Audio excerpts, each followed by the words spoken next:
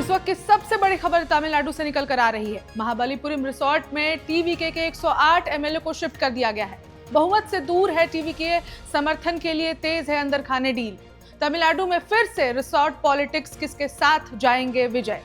तमिलनाडु की राजनीति इस वक्त बेहद दिलचस्प मोड़ पर खड़ी है। चुनाव नतीजों के बाद जहां एक तरफ सत्ता का रास्ता साफ होने की उम्मीद थी, वहीं अब असली सियासत गणित शुरू हो चुका है। टीवीके ने अपने 108 निर्वाचित विधायकों को महाबलीपुरम के चिंगलपट्टू स्थित एक होटल में ठहराया है।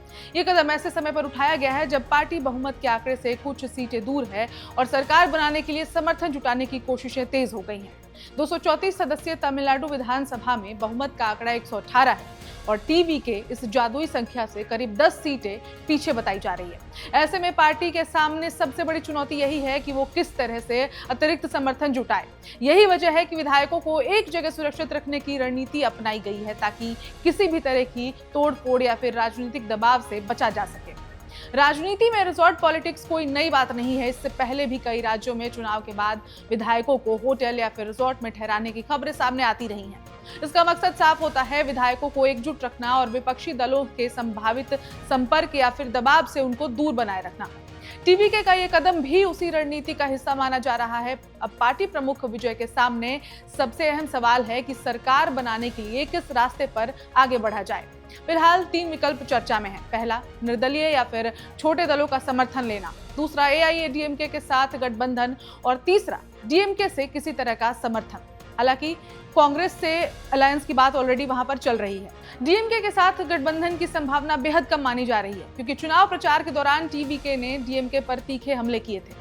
एआईएडीएमके के साथ गठबंधन गणित के लिहाज से आसान दिखता है, लेकिन यहाँ पर पावर शेयरिंग और नेतृत्व को लेकर मतभेद सामने आ सकते हैं। ऐसे में बाहरी समर्थन का मॉडल सबसे व्यवहारिक विकल्प माना जा रहा है, जिसमें टीवीके अपनी स्वतंत्र पहचान भी बनाए रख सकती है और सरकार भी बना सकती है। सूत्रों के मुताबिक अंदर खाने बातचीत का दौर शुरू हो चुका है और कई छोटे दलों और निर्दलीय विधायकों के संपर्क साधा जा रहा है।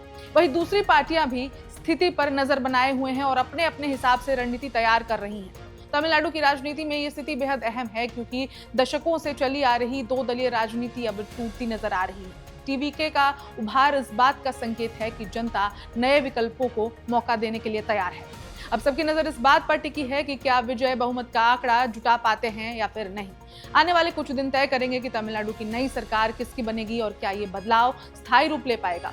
फिलहाल महाबलीपुरम का ये होटल राज्य की राजनीति का नया पावर सेंटर बन चुका है, जहां से तमिलनाडु की सत्ता की दिशा तय हो रही है। इस खबर में इतना ही। मैं हूं ऋचा और आप देख रहे हैं वन इंडिया।